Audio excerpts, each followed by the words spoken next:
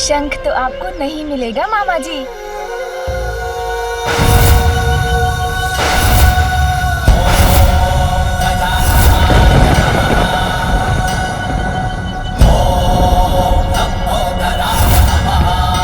मेरा शंख।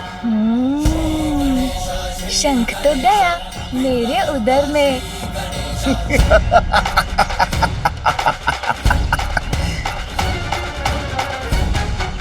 पुत्र, इतना विशाल शंख तुमने निकाल लिया, अब मैं क्या करूंगी? ऐसे तो इसकी श्वास बाधित होकर रुक जाएगी। अब मैं क्या करूं? माँ तो चिंतित हो उठी। आप अत्यधिक चिंता मत कीजिए माँ। देखिए, मुझे तो कुछ भी नहीं हुआ, मैं तो सकुशल हूँ। प्रतीत होता है कि इस मूर्ख बालक की मृत्यु तो स्वतः ही हो जाएगी। उसके लिए मुझे कुछ नहीं करना पड़ेगा। क्यों मामा जी, अब आप क्या करेंगे? आपका शंख तो मेरे उदर में है। इस बालक को तो कुछ नहीं हुआ। प्रतीत होता है मेरा शंख ही संकट में पड़ गया है। भ्राता, एक बालक के साथ आप भी बालक बन गए। क्रीड़ा ही तो कर रहा था, दे देता आपका शंख। अब देखिए उसने क्या कर लिया। अब हम क्या करेंगे? मैं इसकी पृष्ठ पर वार करता हूँ। क्या? एक शंख के लिए आप मेरे पुत्र पर प्रहार करेंगे? नहीं नहीं देवी, प्रहार नहीं, मैं वो। माता, यदि बालक खास दे तो कदाचित शंख बाहर निकल आएगा। हाँ, ये उचित है। पुत्र, तीर वेग से श्वास बाहर करो। बालक, देखिए, ऐसे।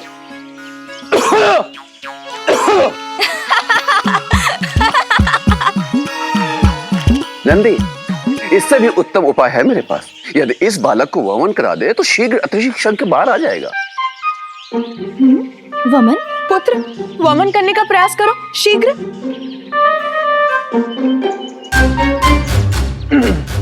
बालक, देखिए, इस प्रकार।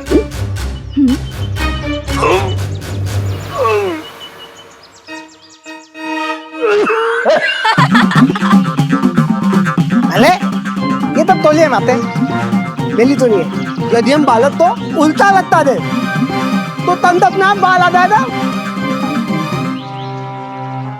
पुत्र, तुम इस शंख को अपने शरीर से बाहर निकाल दो, अन्यथा।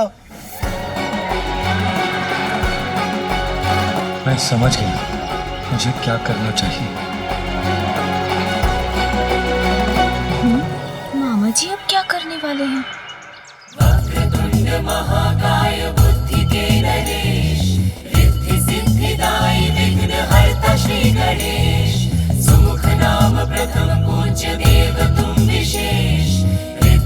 ये क्या प्रभु?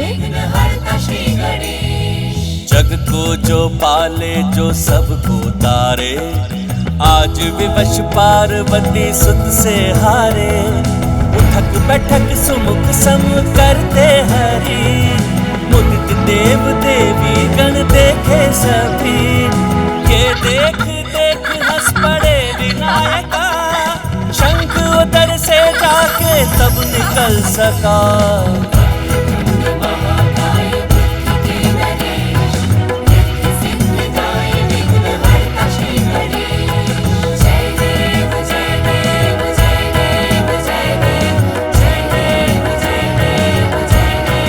मेरा शंख।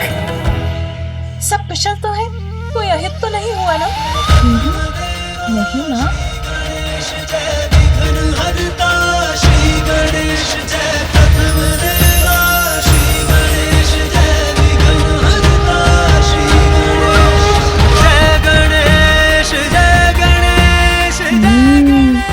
मामा जी ने शंख लेने की युक्ति लगा ही ली।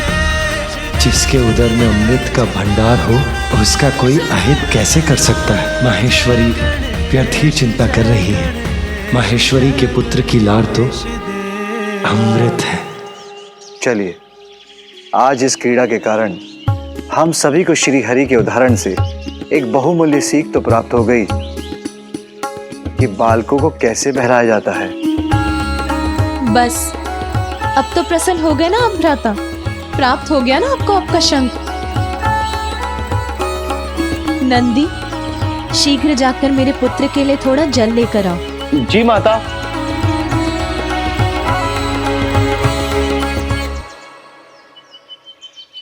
कितना आनंद आया ना मामा जी। मुझे तो आपका शंख बहुत भा गया। मैं फिर आपके पास आऊंगा ना तो पुनः उससे क्रीड़ा करूंगा।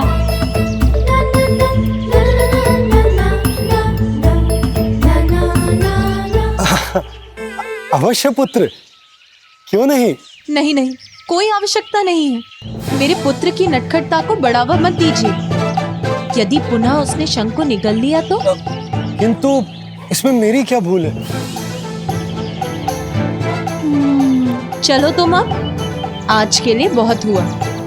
अब तुम्हें निद्रा कर विश्राम करना है पुत्र। उचित है माँ।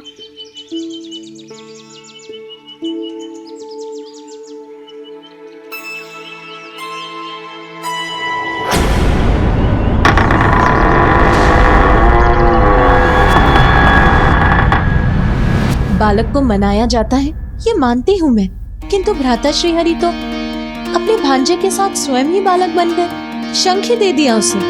देना ही था तो कोई और क्रीड़ा की वस्तु दे देते।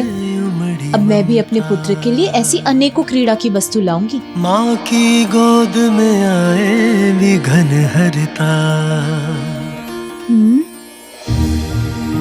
माँ, वो इतने रंग बिरंगे वस्त्र क्यों है यहाँ?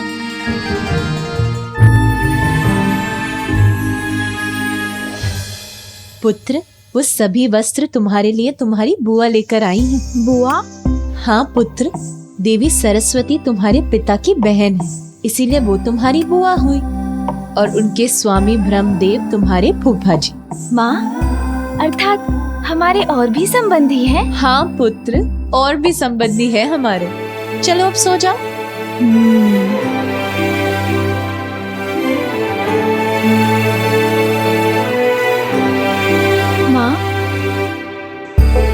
हाँ पुत्र।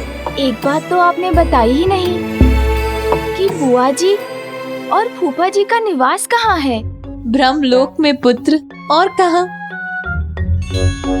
चलो अब सो जाओ।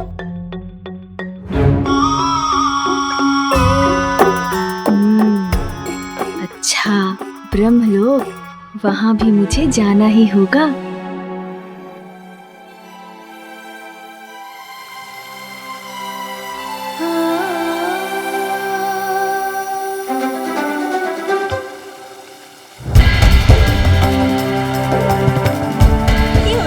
ध्वनि कहाँ से आ रही है? पार्वती, शीघ्र चलो। तुम्हारे माता पिता महाराज हिमावत और महारानी मैना आए हैं। वो यहाँ कैलाश आए हुए हैं। अब आ गई माँ।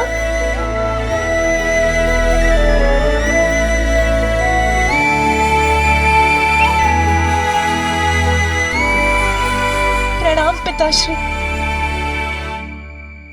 मैं तो तुम्हें ही देखने आई हूँ पुत्री, और यहाँ आकर सब देख ही लिया।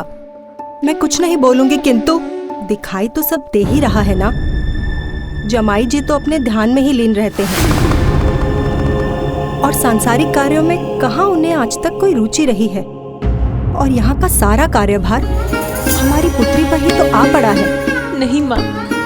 हाँ हाँ, समझ गई मैं कुछ नहीं बोलूंगी। नाती के जन्म की सर्वाधिक प्रसन्नता उसकी नानी को ही होती है, फिर मैं और प्रतीक्षा कैसे कर सकती थी। आइए माँ।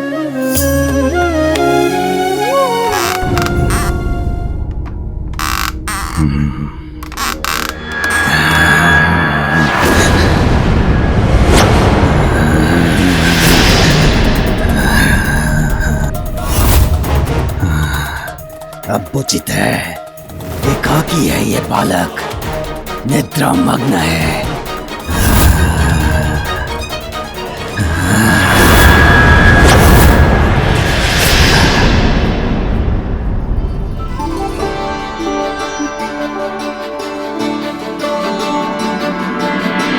मैं कुछ नहीं बोलूंगी, किंतु पुत्री मुझे ये तो बताओ कि मेरा नाती है कहाँ। उससे भेंट करने के लिए मैं अधीर हो रही हूँ। उसे तो बुलवाओ। हाँ पुत्री, तुम्हारी माँ अपने नाती से भेंट कर उसे भांति भांति प्रकार के उपहार देकर उसे बिगाड़ना चाहती है।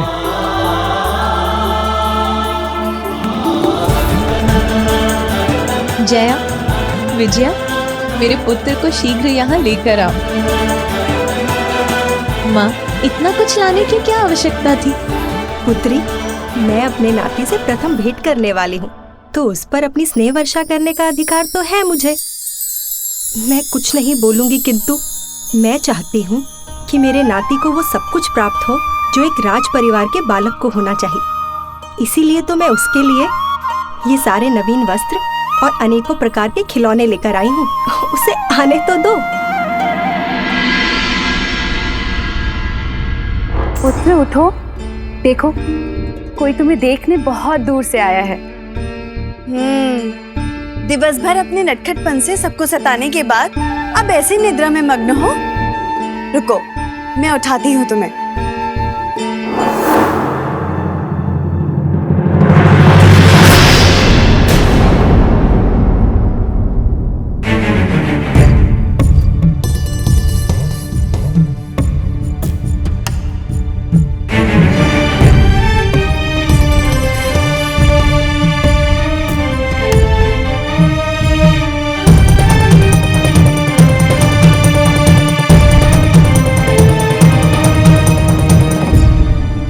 जया, विजया, मेरा पुत्र कहाँ है?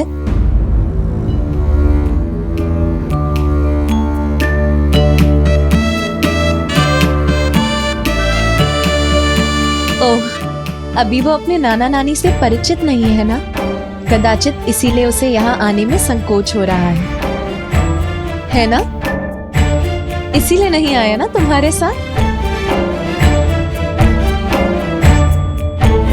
रुको, मैं ही अपने पुत्र को यहाँ लेकर आती हूँ।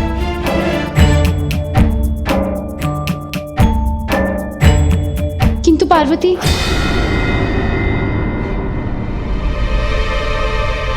तुम्हारा पुत्र अपने कक्ष में नहीं है।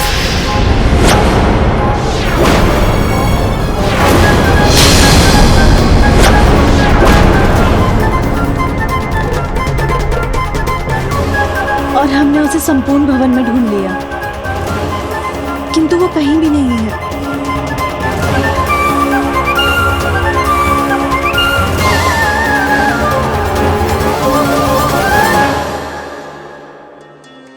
किंतु ये कैसे संभव हो सकता है? वो अपने कक्ष में नहीं है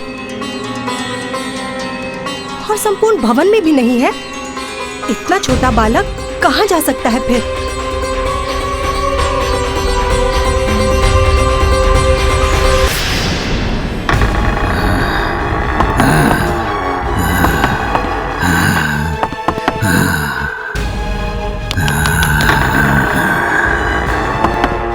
आश्चर्य, अकस्मात कहाँ चला गया ये बालक? यहीं देखता हूँ। पूर्व में भी वो यहीं भटक रहा था।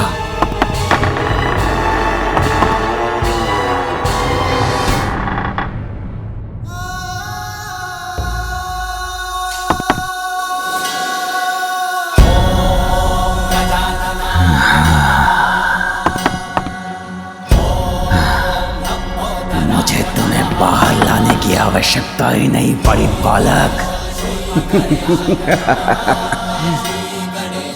अरे वाह, ये तो स्वयं मेरे जाल में आ फंसा। टक टका टक टक। तुम तो स्वयं मृत्यु की ओर खींचे चले आए। आओ बालक आओ, और अपने कॉल के हाथों में समा जाओ। टक टका टक टक। वज्रांतक के ये हाथ आतुर हैं तुम्हें मसल कर तुम्हारे प्राणों को हरने के लिए।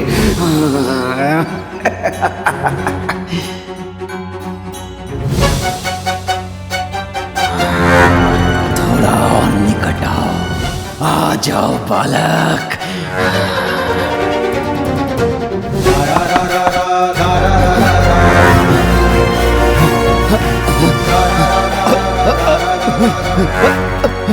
कैसा है ये अंधकार?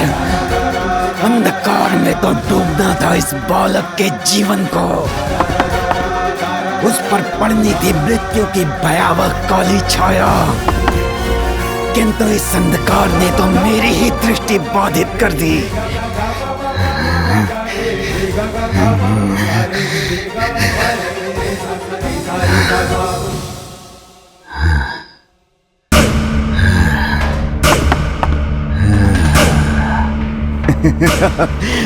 छट गया अंधकार, स्पष्ट हुई मेरी दृष्टि। टक टका टक टक।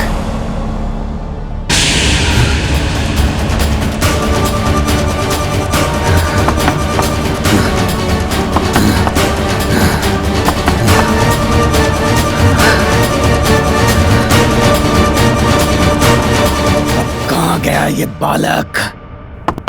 क्या वायु में विलीन हो गया या धरती निगल गई इसे? इतने कम समय में दूर नहीं जा सकता। टक टका टक टक। शुभता का कंटक। मैं हूं वज्रांतक। ब्रह्मदेव, प्रतीत होता है कि आपकी बुद्धि आपका साथ छोड़ चुकी है। यदि मैं चाहूं तो इसी क्षण आप दोनों का अंत कर सकता हूं, ब्रह्मलोक को नष्ट कर सकता हूं। आज स्वयं सृष्टि के रचयिता को कौन सी चिंता सता रही है? आप इतने विचलित क्यों हैं स्वामी? कि ध्यान से ही आपका मन भटक रहा है? आपका अशांत मन तो सृष्टि को अस्थिर कर उसके लिए संकट उत्पन्न कर सकता है। आप सत्य कह रही हैं देवी, मेरा मन बहुत अशांत है, किंतु कुछ मत कहिए स्वामी, क्योंकि आपके अशांत मन को शांत करेंगे मेरी वीणा के स्वर।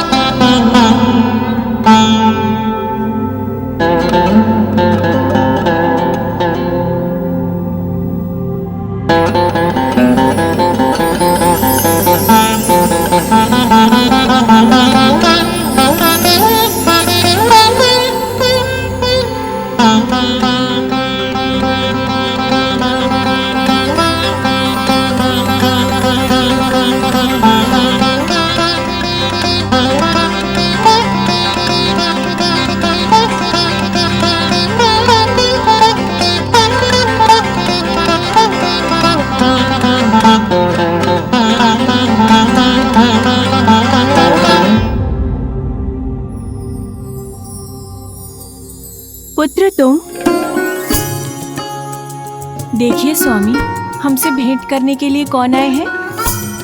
स्वयं पार्वती नंदन। प्रणाम फूफा जी। कल्याण हो पुत्र। प्रणाम बुआ जी। कल्याण हो पुत्र।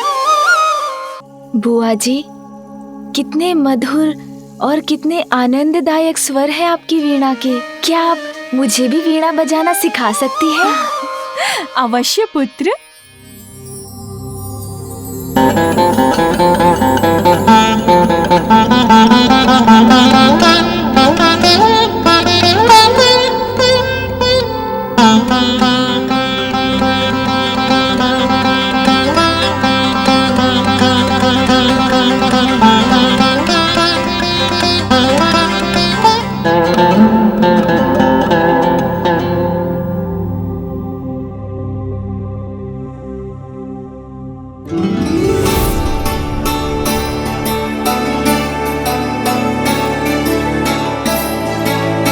संकोच मत करो पुत्र, जैसा उचित लगता है वैसा स्वर छेड़ो। तुम शीघ्र सीख जाओगे और मुझे पूर्ण विश्वास है कि तुम मुझसे भी उत्तम संगीत की रचना करोगे।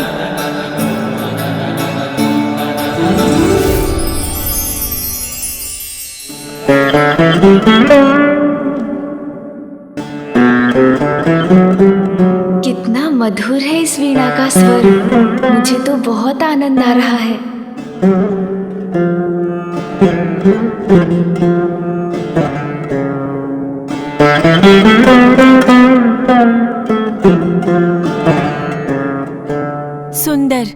अति सुंदर पुत्र, तुम्हें तो संगीत का वरदान प्राप्त है।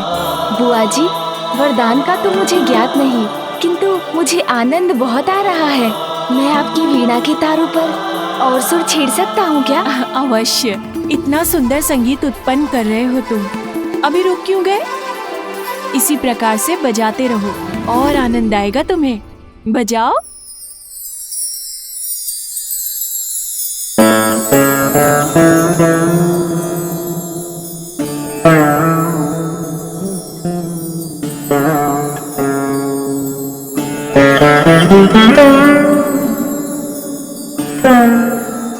अमृतमयी कर्णप्रिय मधुर है इसका संगीत।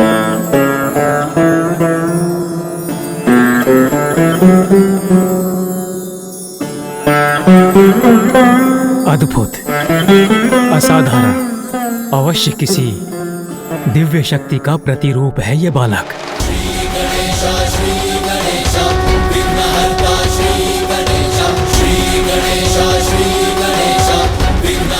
अब वो बालक किसी प्रकार मेरे हाथों से बच नहीं पाएगा।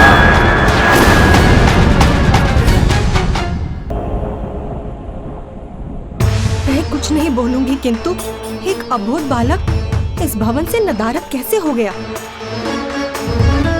मेरा नाती कहाँ गया? मेरा नाती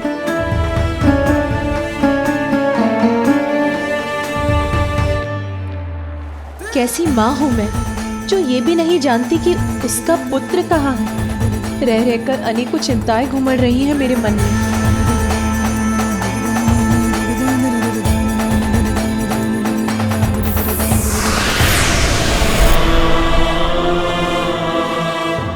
पार्वती,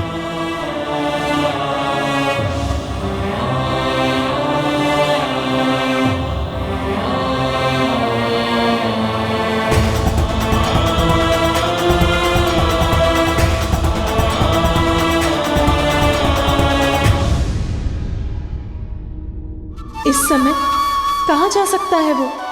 कहीं किसी संकट में तो नहीं? अब मैं क्या करूंगी? मेरी माँ के नेत्र बिना कुछ बोले ही मुझसे बहुत कुछ कह रहे हैं। उमा, अशांत मन चिंता को जन्म देता है और चिंता मन को और अशांत करती है, जिससे निराशा ही उत्पन्न होती है। निराश मन असफलता का कारण बनता है। इसीलिए मन को शांत करो गौरी, तो समस्या का समाधान अवश्य प्राप्त होगा। तुम्हारी मंगल कामना से उत्पन्न तुम्हारा पुत्र तो स्वयं मंगल मूर्ति है, वो यहीं कहीं होगा। नंदी, तुम सभी जाओ और ढूंढो उसे। बालक है वो, कहीं दूर नहीं गया होगा। जी प्रभु।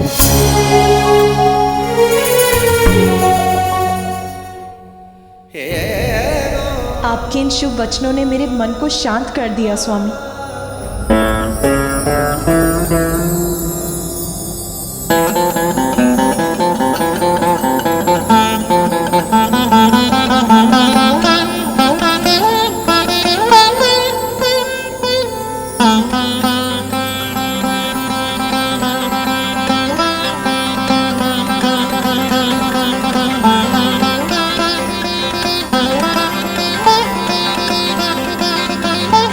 पुत्र, तुम इसी पर लौट आओ। तुम्हारी माता को तुम्हारी चिंता हो रही है।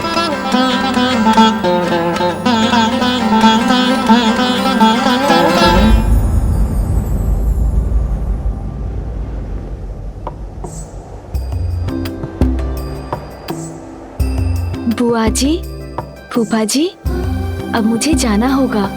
माँ मुझे वहाँ ना पाकर चिंतित हो रही होंगी। मैं पुनः आऊंगा।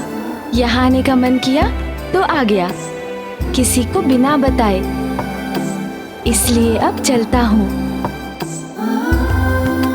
प्रणाम फूफा जी। प्रणाम बुआ जी। कल्याण हो पुत्र। माँ चंचल है, जिज्ञासु है, किंतु मेरा पुत्र आज्ञाकारी भी है। वो अभी संसार को भली भांति समझता है कहाँ है। असुरक्षा क्या है ये वो क्या समझेगा।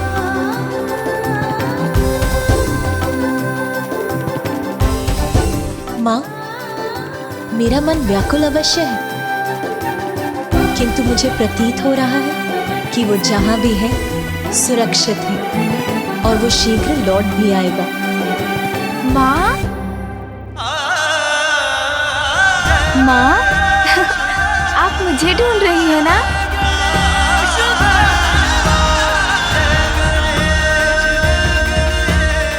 हाँ पुत्र, कहाँ चले गए थे तुम? अच्छा, अब मेरे समक्ष आओ। मैं कुछ नहीं बोलूंगी, किंतु कहाँ चला गया था वो?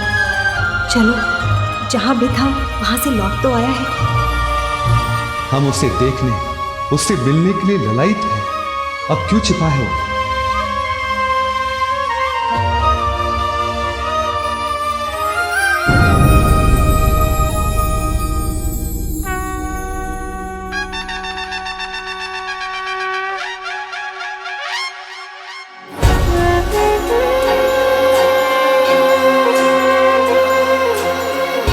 सुन जी, पहले आप।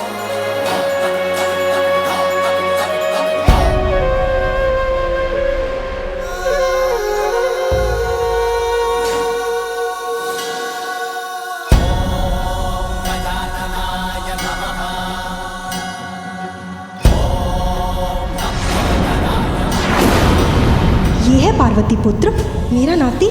किंतु ये तो, मैं कुछ नहीं बोलूंगी, किंतु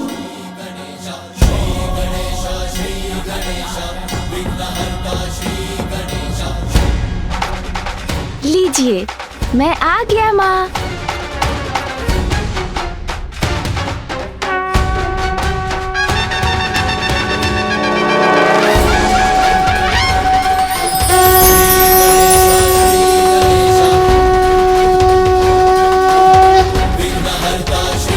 आपका पुत्र आ गया माँ।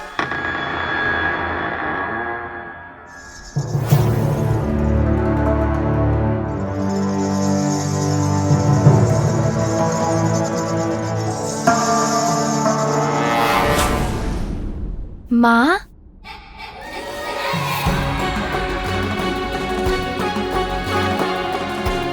पिताश्री,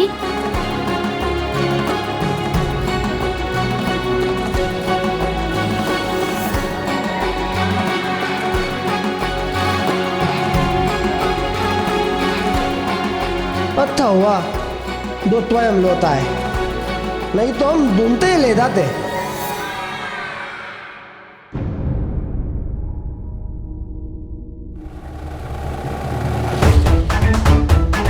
गजमुख बालक, मैं कुछ नहीं बोलूंगी, किंतु कुछ मत बोलिए देवी नैना, अन्यथा बालक का मन आहत होगा। पुत्र, मेरा पुत्र।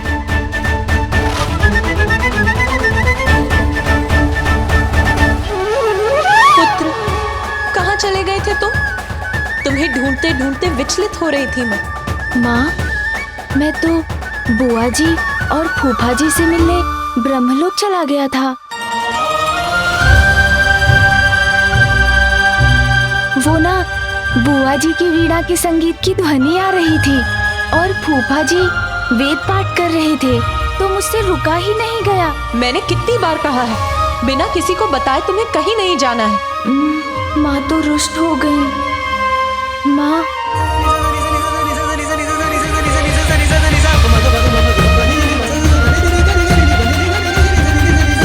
प्रतीत होता है माँ को पुनः क्रोधित कर दिया मैंने। माँ दुखी तो मैं भी दुखी।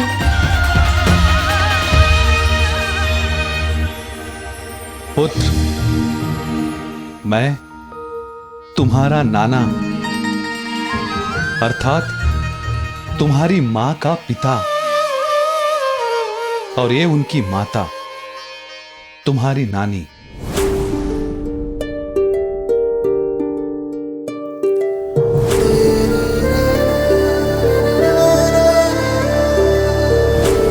प्रणाम नानी जी।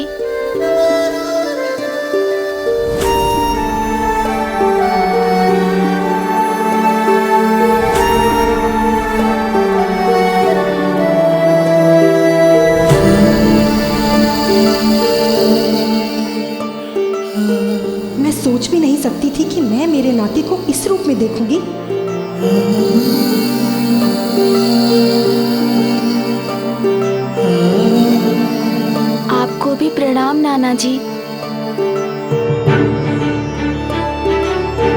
माँ के मुख फेर कर चले जाने का दुख मैं कैसे सहूं? उन्हें तो मुझे मनाना ही होगा। मैं कुछ नहीं बोलूंगी, किंतु मैंने तो अपनी पुत्री के पुत्र रूप में एक साधारण बालक की कल्पना की थी, एक विचित्र गजरूप बालक की नहीं।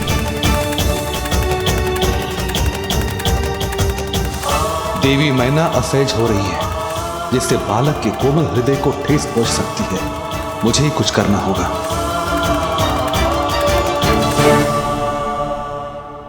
पुत्र, तुम्हारे नाना नानी तुम्हारे लिए क्या क्या उपहार लाए हैं, जरा देखो। देखो पुत्र, कितने भांति भांति के सुंदर वस्त्र हैं। ये सभी वस्तुएं स्वयं तुम्हारे नानी ने तुम्हारे लिए चुने हैं। माँ कहाँ है? इतनी कुपित हो गई है क्या कि लौट कर भी नहीं आ रही है? क्या हुआ पुत्र, क्या ये उपहार तुम्हें नहीं भाए? ये उपहार तो बहुत ही सुंदर है नाना जी, किंतु माँ मुझसे जब क्रोधित है, अप्रसन्न है, तो मैं कैसे किसी भी सुंदरता से प्रसन्न हो सकता हूँ? ये तो बहुत बड़ी समस्या है,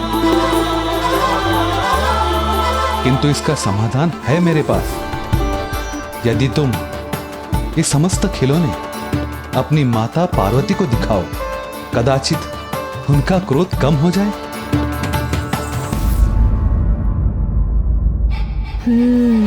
ये उचित होगा।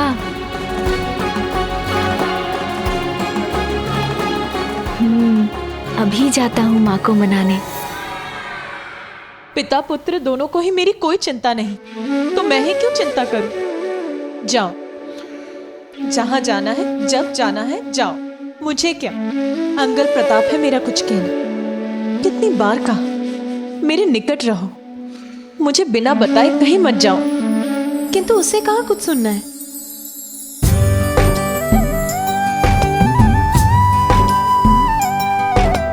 रूठ न मुझसे, हंस के दिखा दे, भूल मेरी सब मन से भुला दे। रूठ न मुझसे, हंस के दिखा दे, भूल मेरी सब मन से भुला दे। मान भी जा अब मुझे क्षमा दे, तेरा ही अंश हूँ माँ, तेरी ही छाया हूँ। जननी है तू मेरी, मैं तेरा छाया हूँ। तेरी भुजाओं में ही मेरा संसार है। जननी है तू मेरी, मैं तेरा छाया हूँ, मैं तेरा छाया हूँ।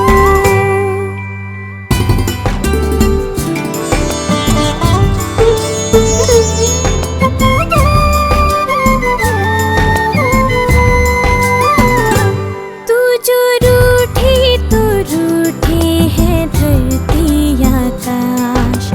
खेल खिलौने रूठे हैं, रूठा है कैलाश। हंस भी दे, क्रोध ये छोड़ दे, अब तो इस मौन को तोड़ दे। प्यार से सर पे हाथ फिरा दे, भूल मेरी सब मन से भुला दे। मान भी जा अब मुझे क्षमा दे, तेरा ही अंश हूँ माँ, तेरी ही छाया हूँ। जननी है तू मेरी, मैं तेरा छाया हूँ, मैं तेरा छाया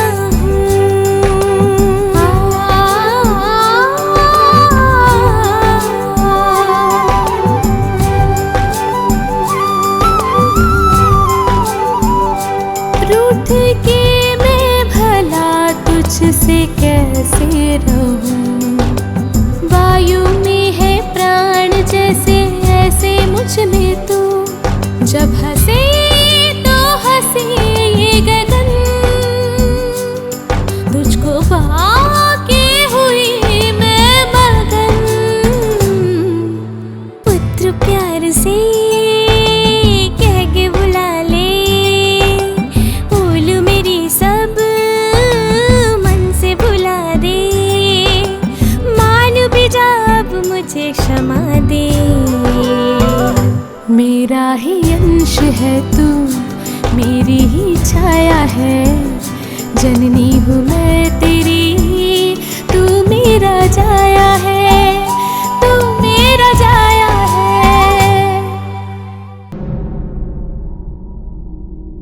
रानी मैना, संतान के लिए माता पिता का स्नेह संतान के रूप से निर्धारित नहीं होता, क्योंकि संतान तो माता पिता के जीवन को पूर्ण करती है।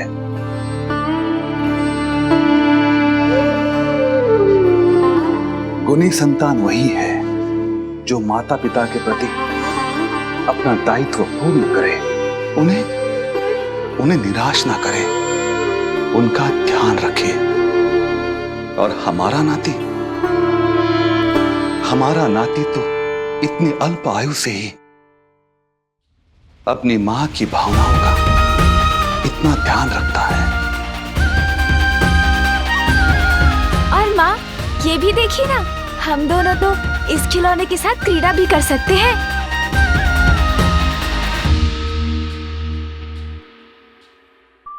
पुत्र, तुम्हें तो बहुत समय पूर्व ही सो जाना चाहिए था, किंतु तुम तो ब्रह्मलोक ही चले गए। चलो विश्राम कर लो, शांति पूर्वक सो जाओ।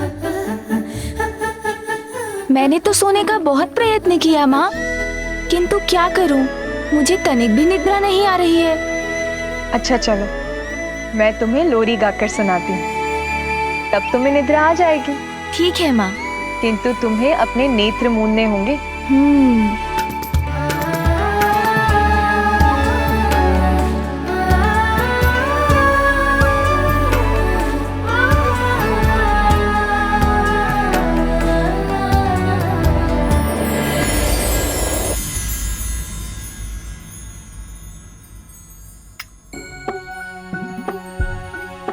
माँ, मैंने कुछ नहीं किया, मैं तो सोने का प्रयत्न कर रहा था। ये तो सून जी हैं, उन्होंने किया।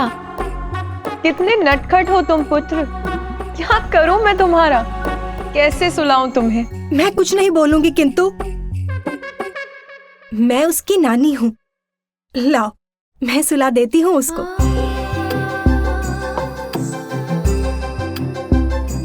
क्यों पुत्र, तुम अपनी नानी के साथ कुछ समय बिताना चाहोगे ना? हाँ नानी जी, मेरे पास इतने सारे खिलौने हैं, हम दोनों मिलकर उनके साथ खेलेंगे, बहुत आनंद आएगा। सोने का, विश्राम करने का तो इसका दूर दूर तक कोई विचार नहीं है। अब आप ही संभाल लीजिए इसे। मैं बाहर जाकर स्वामी को बताती हूँ कि यहाँ सब कुशल है।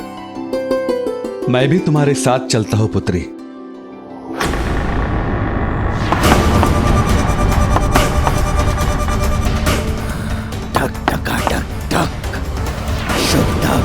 कंटक, मैं हूँ वज्रांतक। यहाँ पहुँच तो गया, बस अब कुछ ही समय में अंत करूंगा उस बालक का। आजा निंदिया रानी, न कर आनाकानी, आँखों पे दिन के थकानों के बोझे, बिस्तर बिछोने सभी तुझको खोजे, पर जैसे तूने सताने की ठानी, आजा निंदिया रानी, न कर आनाकानी, नैना मेरे लाल के हैं जागे नानी जी, जागे। थोड़ा धीरे धीरे थपकी दीजिए ना, ऐसे तो मुझे कभी नींद नहीं आएगी। मैं कुछ नहीं बोलूंगी पुत्र, किंतु एक बालक को कैसे सुलाया जाता है ये मुझे मत समझाओ। जब तुम्हारी माँ भी सोने से मना करती थी ना, उसे भी मैं ऐसे ही सुलाती थी। ओह, तो क्या वो भी अपने खिलौने से खेलने के लिए आतुर रहती थी? नहीं पुत्र, खिलौने नहीं, वो तो बचपन से ही तुम्हारे पिताश्री की भक्ति में मग्न रहती थी, सदैव उन्हीं की ही बातें करती थी। महादेव ये, महादेव वो, आदि आदि। हाँ, मेरी माँ तो बहुत महान है। हाँ, तुम्हारी माँ बहुत महान है और उनसे भी महान है उनके पति महादेव। और तुम तो महानतम ही हो। किंतु पुत्र, अब तुम अपना मुख बंद करो, चुपचाप सो जाओगे।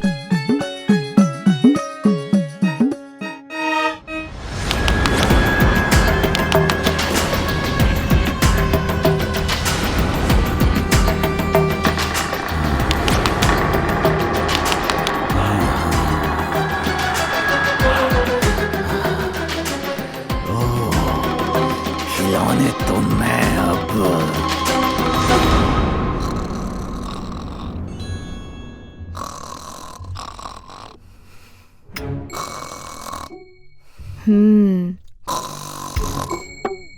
नानी जी इतनी लंबी यात्रा कर यहाँ पहुँची हैं, अवश्य ही बहुत थक गई होंगी।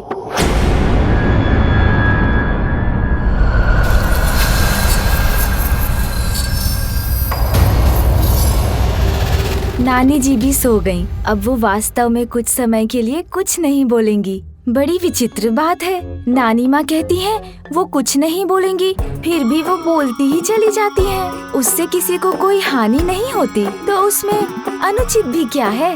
किंतु मैं क्या करूँ, मुझे तो नींद ही नहीं आ रही है।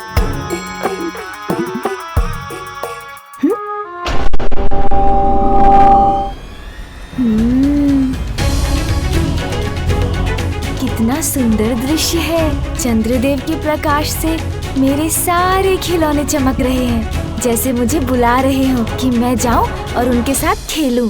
जाना ही पड़ेगा, उनको कैसे दुखी कर सकता हूँ।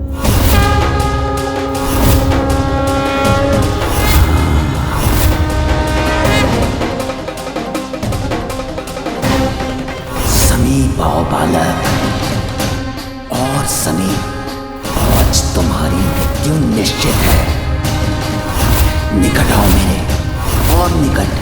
वज्रांतक के हाथों बच नहीं पाओगे तुम। आज तुम्हें मारकर मैं सिंदूरा के कार्य को पूर्ण करूंगा।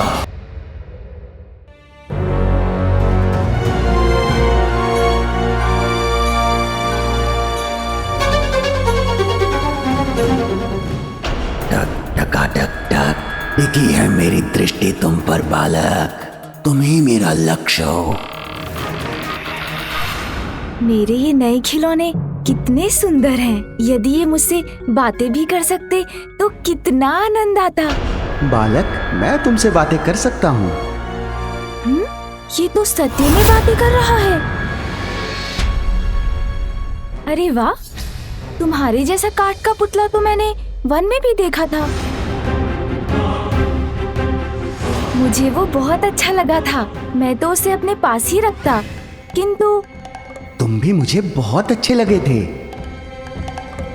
इसीलिए तो मैं यहाँ हूँ। ये तो बहुत अच्छा हुआ, नाना नानी तुम्हें मेरे पास ले आए।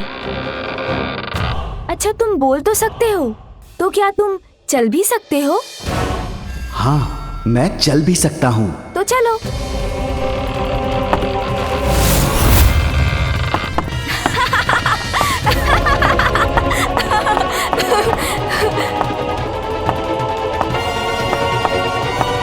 अरे वाह, तब तो तुम नृत्य भी अवश्य कर सकते हो। मूर्ख बालक, मैं शुभता का कंटक वज्रांतक हूँ, भयावह भयंकर असुर हूँ, क्रीड़ा करने वाला कोई काठ का पुतला नहीं।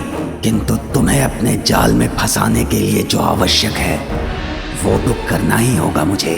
हाँ, कर सकता हूँ नृत्य। ये देखो। एक बात और बताऊं तुम्हें, मैं तो उड़ भी सकता हूँ। अच्छा, उड़ सकते हो तुम? हाँ। तो मुझे उड़कर दिखाओगे क्या? आओ मेरे साथ, मैं तुम्हें उड़कर दिखाता हूँ। अच्छा, तो फिर चलते हैं। हाँ, चलो।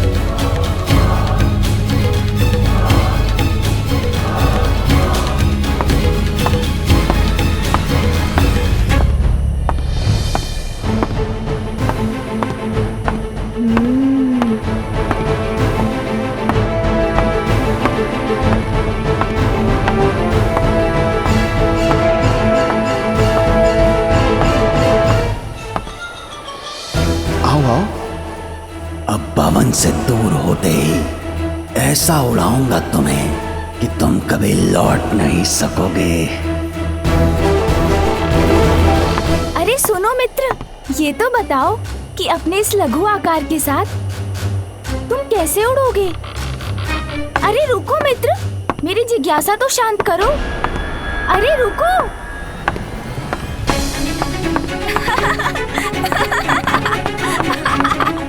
अरे रुको भी, इतनी क्या शीघ्रता है? मैं भी तो साथ हूँ।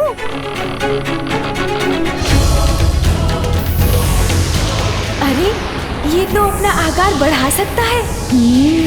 संभव है ये उड़ भी सकता हो। अद्भुत, बहुत अच्छा, बहुत आनंद आएगा।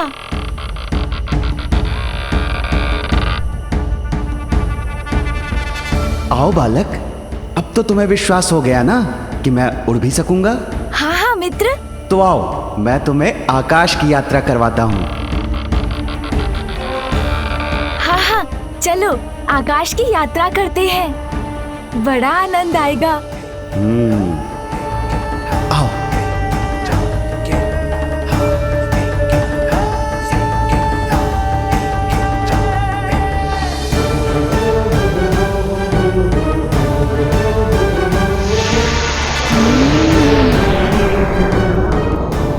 अरे वाह, नाना जी और नानी जी ने बहुत अच्छा खिलौना दिया है। आकाश में उड़ने में कितना आनंद आएगा मुझे। किंतु स्मरण रहे हाँ मित्र, मुझे शीघ्र ही लौटना होगा। चिंता मत करो, ये तुम्हारे जीवन की अंतिम यात्रा है बालक। जीवन का अंत हो जाएगा तो कोई भी चिंता शेष नहीं रहेगी।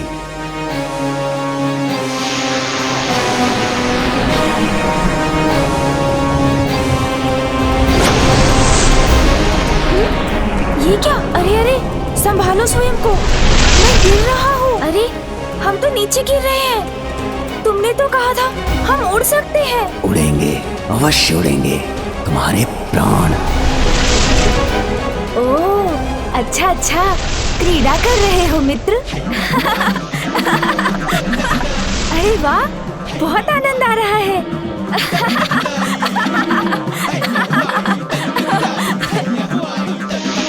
अरे मित्र, तुमने नीचे जाना क्यों रोक दिया?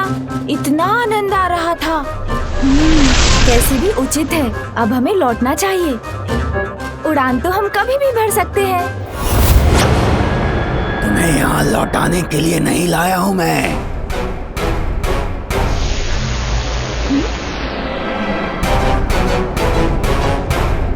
क्यों लाए हैं आप मुझे? तुम्हारे प्राण हरने के लिए लाया हूँ। तो ये मित्र नहीं, कोई शत्रु है जो छल से मुझे यहाँ ले आया है। मुझसे पुनः भूल हो गई, असावधानी कर बैठा मैं।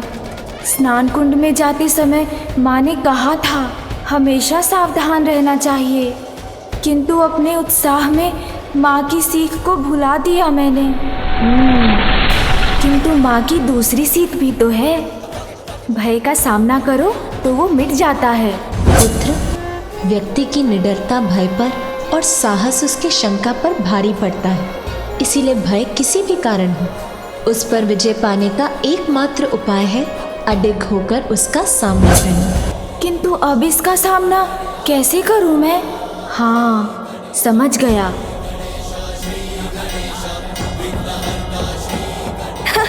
अरे मित्र, मेरे प्राण हरने थे तो पहले बताना चाहिए था ना। व्यर्थ इतना श्रम क्यों किया तुमने?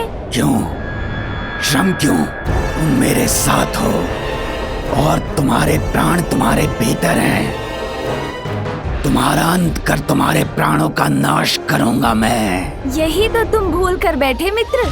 किंतु कहो तो मैं बताऊं। भूल? कैसी भूल? शीघ्र बताओ। मेरे प्राण, वो तो कहीं और सुरक्षित है। तुम मुझे बता देते तो मैं अपने साथ ले आता। इसके प्राण यहाँ नहीं तो कहाँ है? अवश्य मेरे छल से बचने के लिए ये भी छल कर रहा है मेरे साथ। क्या हुआ मित्र? किस विचार में डूब गए? बालक, तुम्हारे प्राण तुम्हारे शरीर में हैं या नहीं, वो तो अभी ज्ञात हो ही जाएगा। जब मैं तुम्हारे शरीर को नष्ट करूंगा। ये तो बहुत बड़ी भूल करोगे तुम। मेरे शरीर को नष्ट कर दोगे तो कौन बताएगा कि मेरे प्राण कहाँ है? टक टका टक टक, उचित कह रहा है ये बालक।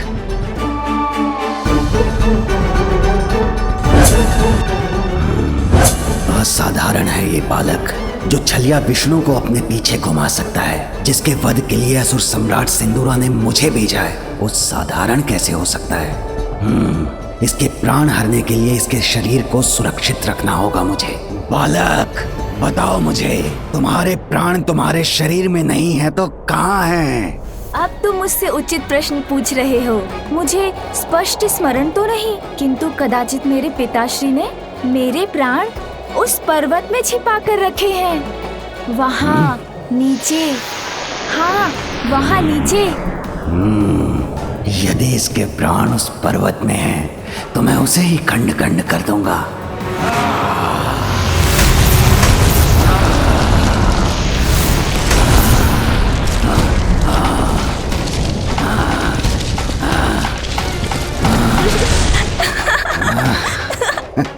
हाँ हाँ, चलो मित्र, ले लो मेरे प्राण।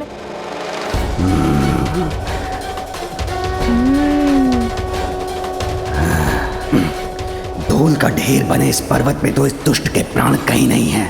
अर्थात पुनः भ्रमित किया इस बालक ने मुझे।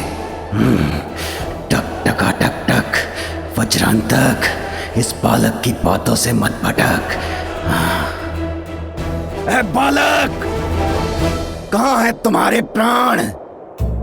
बताओ मुझे, मूर्ख मत बनाओ। कैसी बातें कर रहे हो? मैं छोटा सा बालक, तुम्हें कहाँ कुछ बना सकता हूँ? तुम तो जैसे हो बने बनाए हो। मेरा अर्थ है, तुम्हें बनाने वाला तो कोई और है। जैसे मुझे मेरी माँ ने बनाया है, तुम्हें भी तो बनाने वाला कोई होगा। बताओ ना, किसने बनाया है तुम्हें? मुझे तो भगवान ने ही बनाया होगा। ओह, तब तो तुम्हें भगवान से ही पूछना होगा। किंतु तुमने वो क्या कहा था तुमने? हाँ, मूर्ख क्यों बनाया है? भगवान को नहीं मानता मैं, विरोध करता हूँ उनका। तुम जानते नहीं हो कि मैं कौन हूँ? महाभयंकर, महाशक्तिशाली असुर हूँ मैं। ओह, असुर हो तुम? अर्थात तुम्हारा सुर बिगड़ा हुआ है, तभी तो अपने बनाने वाले को नहीं मानते तुम। मैं तो अपनी माँ को बहुत मानता हूँ। मेरा एक सुझाव है, जाकर अपना सुर ठीक कर लो। भगवान के सुर से अपना सुर मिला लो, असुर का अ मिट जाएगा, तो कदाचित तुम मूर्ख भी नहीं रहोगे।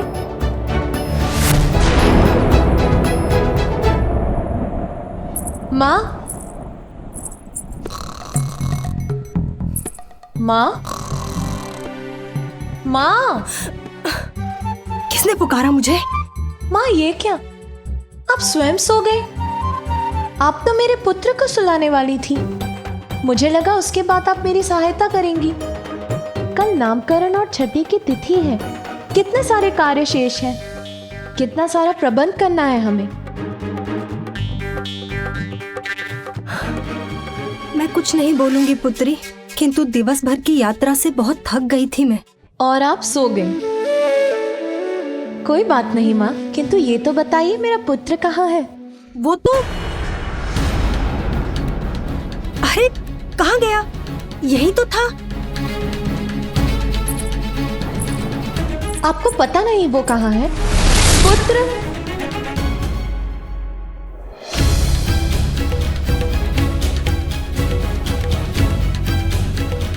पुत्र, पुत्र, पुत्र, कहाँ हो तुम? शांत हो जाओ बालक, इतना भी मूर्ख नहीं हूं मैं कि ये भी ना समझ सकूं कि तुम अपनी गोल गोल बातों से उलझा रहे हो मुझे। टक टका टक टक, इतना ही जानना है मुझे कि कहाँ है तुम्हारे प्राण। भटके हुए तो तुम पूर्व से ही हो, उलझे हुए हो मेरे प्राणों को पाने में। तो सुनो, जहाँ तक मेरे प्राणों का प्रश्न है, मुझे तो विश्वास था कि पिताश्री ने उन्हें उसी पर्वत में छुपाया है। बालक, तोल मोल के बोलो अपने बोल। बताओ मुझे, कहाँ है तुम्हारे प्राण? अन्यथा तुम मेरे प्राण हर लोगे? ज्ञात है मुझे, किंतु मेरे प्राण तुम्हें मिलेंगे तभी ना। रुको रुको, मैं बताता हूँ वो कहाँ है। हाँ, स्मरण हुआ मुझे। मेरे प्राण तो वहाँ उस पर्वत में है। उसी में है। चलो ना, हर लो उन्हें। ये तो तुम पूर्व में भी कह चुके थे। मैं कैसे विश्वास कर लूं कि उसी पर्वत में है तुम्हारे प्राण?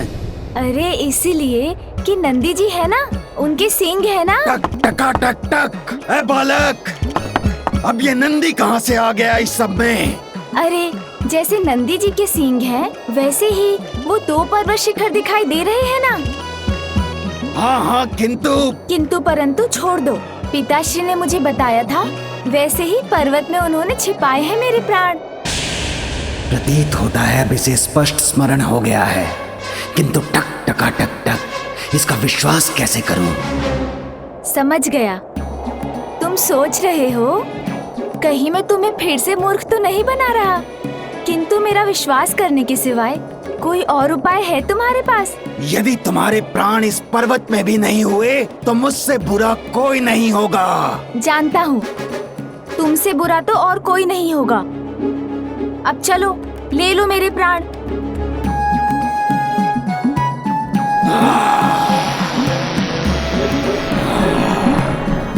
इस असुर के लिए यही सीख है। इतनी तीव्र गति से आगे बढ़ूंगा जिससे मेरी एक ही ठोकर में ध्वस्त हो जाएगा ये पर्वत और मिल जाएंगे इसके प्राण। बुद्धि से उमा सुत काम चोले, वज्रांतक षट को क्षत विक्षत किए, आस प्राप्त हो रहे सब काट के, देख देख हर्षित हो बालक मलंग। वक्रतुंड महाकाय बुद्धि के नरेश। बालक, इस पर्वत को भी नष्ट कर दिया मैंने, किंतु तुम्हारे प्राण कहीं दिखाई नहीं दे रहे। शीघ्र बताओ मुझे कि कहाँ है तुम्हारे प्राण? मैं भी उन्हें ही ढूंढ रहा हूँ। अवश्य यहीं कहीं होंगे। तुम तो बढ़ते रहो आगे। क्षमा करो, प्रतीत होता है अकारण ही तुमने इतना श्रम किया। ये भी वो पर्वत नहीं लग रहा। कदाचित मुझसे पुनः भूल हो गई। भूल हुई है तुमसे, या तुम मुझे बार बार भुलावे में डालने का प्रयत्न कर रहे हो बालक? तुम तो व्यर्थ क्रोधित हो रहे हो। बालक ही हूँ ना, इसलिए स्मरण रखना कठिन है। वैसे भी पर्वत तो सभी एक समान ही दिखाई देते हैं, किंतु इतना विश्वास मुझे अवश्य है कि इन्हीं में से किसी पर्वत में है मेरे प्राण। तो इसके प्राण यहाँ भी नहीं हैं। बालक, चाहे किसी भी पर्वत में क्यों न छुपे हो तुम्हारे प्राण, मैं समस्त पर्वतों को ध्वस्त कर ढूंढ ही लूंगा उसे।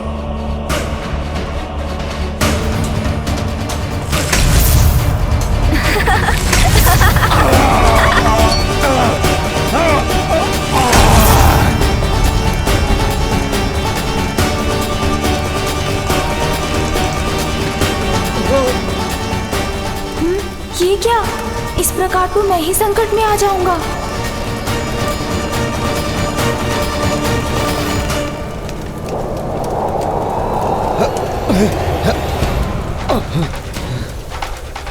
ये अग्नि की लपटें शांत कैसे हो रही है? इन्हें बुझाने वाली ये शीतल वायु कहां से आ रही है?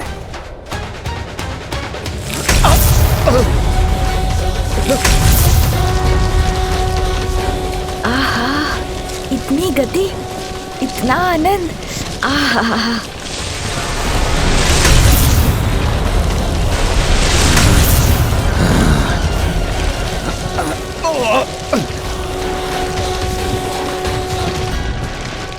आहत हुआ हूं मैं, किंतु पराजित नहीं।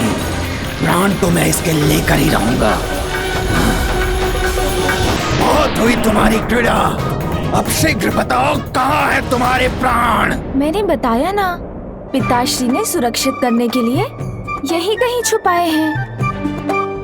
इसी किसी पर्वत में, क्योंकि मेरी माँ को ना मेरी बड़ी चिंता है। अब वो कौन सा पर्वत है ये ज्ञात नहीं हो पा रहा। सभी पर्वत एक समान दिखाई जो देते हैं।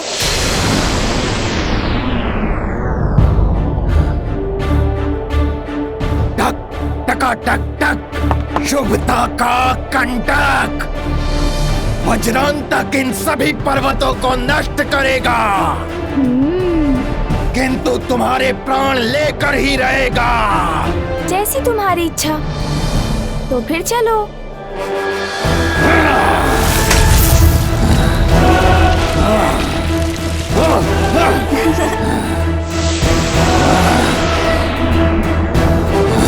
आहा, इतना आनंद आ रहा है मुझे। पुत्र, क्या तुम यहाँ हो? शीघ्र बाहर आओ। वो तो यहाँ भी नहीं है। माँ, आप चिंता मत कीजिए। आपको स्मरण है ना मैंने क्या कहा था? मेरे पुत्र को संसार के विषय में जानने की बड़ी उत्सुकता है।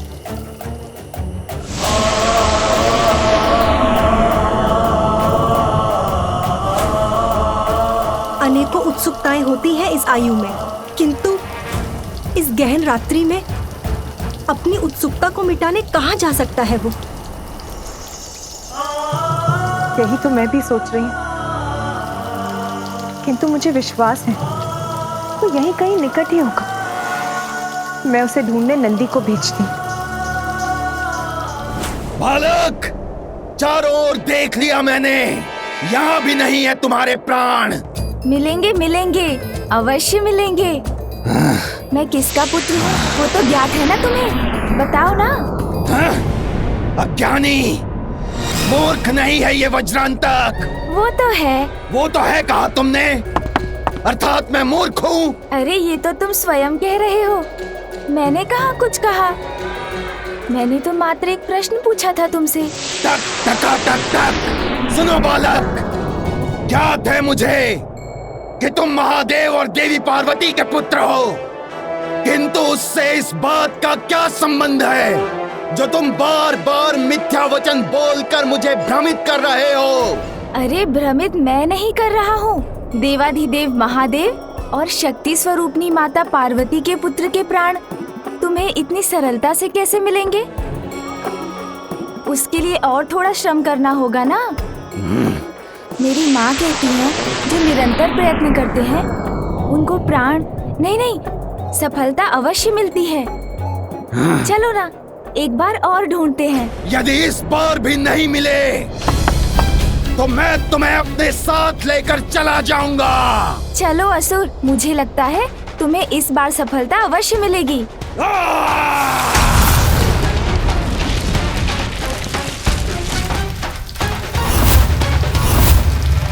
अब तुम नहीं बचोगे बालक, तुमने बहुत पीड़ा कर ली वज्रांतक के साथ।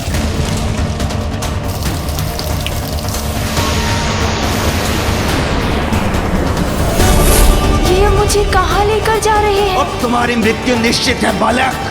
मेरा पुत्र किसी मुसीबत में तो नहीं?